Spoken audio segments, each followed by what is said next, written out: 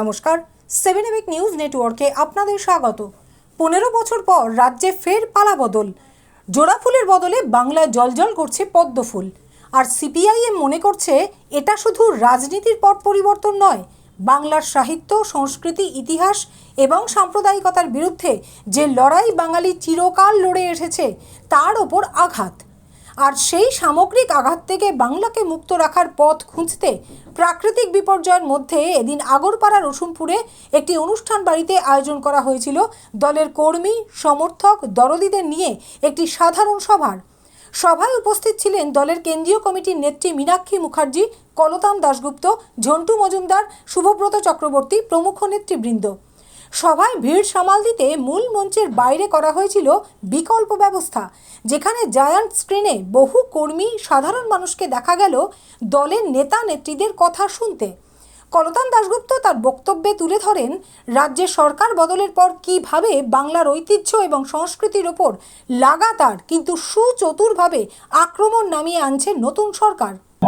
গোটা পার্টি ভারতবর্ষ জুড়ে পশ্চিমবাংলার সর্বত্র যে শক্তির বিরুদ্ধে আমাদের লড়াই করতে হচ্ছে সেটা আমরা প্রতিদিন নিজেদের জীবনের অভিজ্ঞতায় উপলব্ধি করছি। আমাদের পার্টি ডকুমেন্টে তার সম্মেলনে এই সমস্যাটাকে নয়া ফ্যাসিবাদ এবং তার বিরুদ্ধে লড়াই, এটা আমরা আমাদের পার্টি ডকুমেন্টে বলেছি।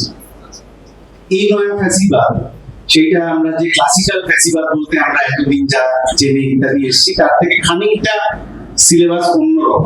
ক্লাসিক্যাল ফ্যাসিবাদের মতন তার বেশ কিছু বৈশিষ্ট্য আছে। নয়া ফ্যাসিবাদ এই সময় নতুন কিছু বৈশিষ্ট্য নিয়ে আমাদের সামনে হাজির হয়েছে। তাহলে সিলেবাসটা খানিকটা বদলে গেছে, এটা আমাদের আত্মস্থ করে নিতে হবে, মুখস্থ নয়, আত্মস্থ করে নিতে হবে।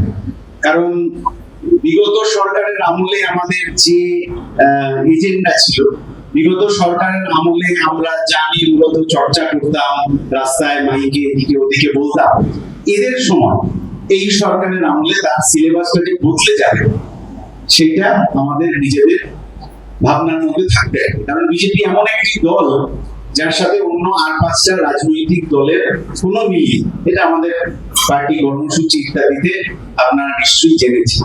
এই বিজেপি এখন ভারতবর্ষ জুড়ে যে সরকার চালাচ্ছে, তারা শুধু সরকার চালানো আর রাস্তাঘাট, ব্রিজ, হাসপাতাল ইত্যাদি ইত্যাদি উন্নয়ন করা এই মুহূর্তে সীমাবদ্ধ নেই। তারা ধীরে ধীরে আমাদের মগজকে দখল করার মতো করে বিভিন্ন ব্যবস্থা তৈরি করেছে। Film and television institute of India, archaeological survey of India, ভারতের ইতিহাস সংসদ, বিজ্ঞান কংগ্রেস ইত্যাদি ইত্যাদি যে জায়গাগুলো থেকে আসলে আমাদের জীবন ভবিষ্যৎ কিভাবে চলবে তার চর্চা নির্ধারিত হয়, সেই জায়গাগুলোকে আস্তে আস্তে আস্তে আস্তে ওরা নিজেদের লোক বসিয়ে দখল করার চেষ্টা করছে। ভারতীয় পুরাতাত্ত্বিক সংস্থায় যদি ওদের বোর্ড অফ ডিরেক্টরস বা ইত্যাদিতে লোক থাকে, তাহলে আসলে আদিনা মসজিদের নিচে কোনো মন্দির আছে কিনা বা অন্য কোনো মসজিদের তলায় ঘুরে দেখার পারমিশন আছে কিনা, সেটা খুব সহজে ওরা ওই চিঠিটা বার করে ফেলতে পারে যদি তাদের ওখানে লোক থাকে। সিনেমা সিরিয়ালের ক্ষেত্রে একই জিনিস বাস্তব। টিভিতে, চলচ্চিত্রে ইত্যাদিতে এই সময় আমরা যা সিরিয়াল দেখছি, সেই সিরিয়ালের ক্যাপশন, সেই সিরিয়ালের ট্যাগলাইন, ওগুলোর উপর নির্ভর করছে যে আপনার আমার মাথার মধ্যে আসলে কি ভাবনা ঢুকিয়ে দেওয়ার চেষ্টা চলবে। আপনারা দেখেছেন এই সময় বেশ কিছু চ্যানেল, সিরিয়াল বা ওইসব যে বিভিন্ন শো হয় তার অ্যাঙ্কার বদলে গেছে। দাদাগিরিতে অ্যাঙ্কার বদলেছেন, আগের অ্যাঙ্কার বদলে এখন দেব অ্যাঙ্কার হয়েছে। দাদাগিরির ট্যাগলাইনটা মনে আছে? দাদাগিরির ট্যাগলাইন হচ্ছে নতুন বাংলার নতুন দাদাগিরি। তাহলে নতুন বাংলা থেকে হলো যে চৌঠা মের পর যেটা নতুন বাংলা, এইটা সিরিয়ালের মাধ্যমে, সিনেমার মাধ্যমে ইত্যাদির মাধ্যমে আমাদের মনের মধ্যে ঢুকিয়ে দেওয়ার চেষ্টা চলছে। এবং শুধু এইটাই না, আমরা রাজনীতিতেও এই জিনিস জানি, লার্ন অ্যান্ড আনলার্ন, কোন জিনিসটা আমি শিখবো আর পুরোনো কোন শেখা জিনিসটা আমি ভুলে যাবো, এইটা আমাদের রাজনীতিতে চলতে চলতে শিখতে হবে। আরএসএস আমাদের শেখাচ্ছে যে আসলে কোন ইতিহাসটা আমাকে আনলার্ন করে যেতে হবে, আসলে টিপু সুলতানের ইতিহাস, আসলে মোগল সাম্রাজ্য ইত্যাদি ইত্যাদি যে আমাদের আনলার্ন করে যেতে হবে। আর আমাদের নতুন করে অন্য ধরনের ইতিহাস, যেটা আরএসএস চায়, সেই ধরনের ইতিহাস পড়তে হবে, সেই ধরনের ভূগোল পড়তে হবে, সেই ধরনের বিজ্ঞান পড়তে হবে। এটা ওরা ধীরে ধীরে নিউ এডুকেশন পলিসি ইত্যাদির মধ্যে দিয়ে চালু করার চেষ্টা চলছে। আমাদের পরের প্রজন্মের ছেলেমেয়েরা যে বইগুলো পড়ে সেই বইটা একটু উল্টে পাল্টে দেখলেই আমরা যা পড়েছি আর এখন ওরা যা পড়ছে তার মধ্যে ফারাকটা খুব সহজে বুঝে নিতে পারে। অন্যদিকে রাজ্যে গণবন্টন বা রেশন ব্যবস্থার আমূল পরিবর্তন আনতে চলেছে রাজ্য সরকার। বাতিল হতে চলেছে লক্ষ লক্ষ মানুষের রেশন কার্ড। সে বিষয়ে উদ্বেগ প্রকাশ করে এই নীতির তীব্র সমালোচনায় মুখর হন Meenakshi Mukherjee.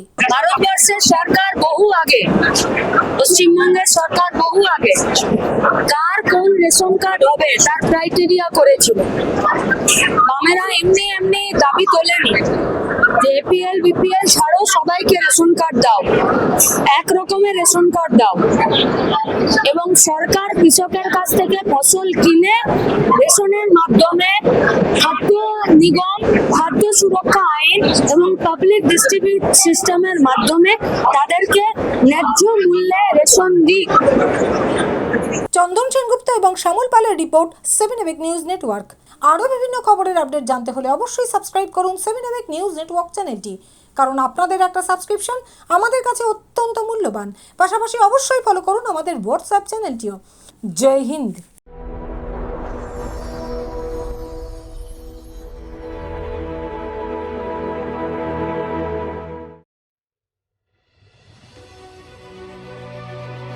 Elegance is never accidental. It is chosen, curated, defined by intention. In a world of excess, true luxury whispers. It does not compete. It does not demand attention. It commands it.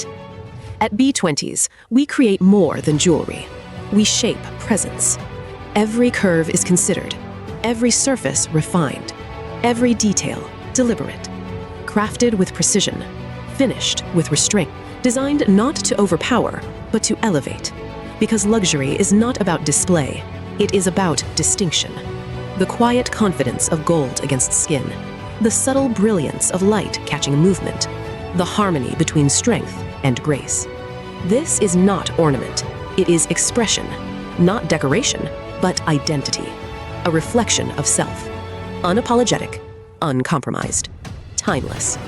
At B20s, modern elegance finds its voice without ever speaking.